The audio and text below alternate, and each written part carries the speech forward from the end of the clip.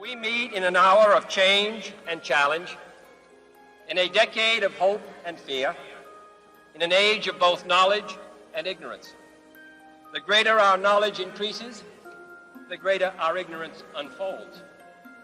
No man can fully grasp how far and how fast we have come. But condense, if you will, the 50,000 years of man's recorded history in a time span of but a half a century. Stated in these terms, we know very little about the first 40 years, except at the end of them, advanced man had learned to use the skins of animals to cover them. Then about 10 years ago, under this standard, man emerged from his caves to construct other kinds of shelter. Only 5 years ago, man learned to write and use a cart with wheels. Christianity began less than 2 years ago.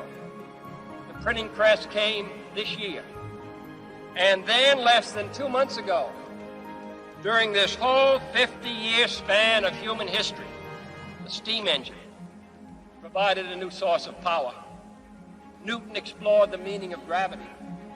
Last month, electric lights and telephones and automobiles and airplanes became available. Only last week did we develop penicillin and television and nuclear power.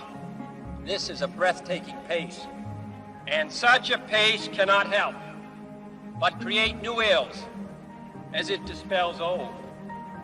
So it is not surprising that some would have us stay where we are a little longer, to rest, to wait. If this capsule history of our progress teaches us anything, it is that man in his quest for knowledge and progress is determined and cannot be deterred.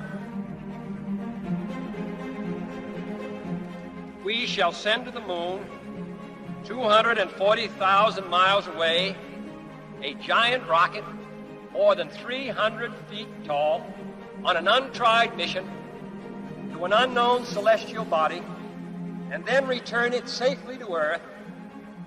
But why, some say, the moon? Why choose this as our goal? And they may well ask, why climb the highest mountain? Why, 35 years ago, fly the Atlantic? We choose to go to the moon. We choose to go to the moon. We choose to go to the moon in this decade and do the other things, not because they are easy, but because they are hard. Because that goal will serve to organize and measure the best of our energies and skills. Because that challenge is one that we're willing to accept, one we are unwilling to postpone. And therefore, as we set sail, we ask God's blessing on the most hazardous and dangerous and greatest adventure on which man has ever embarked.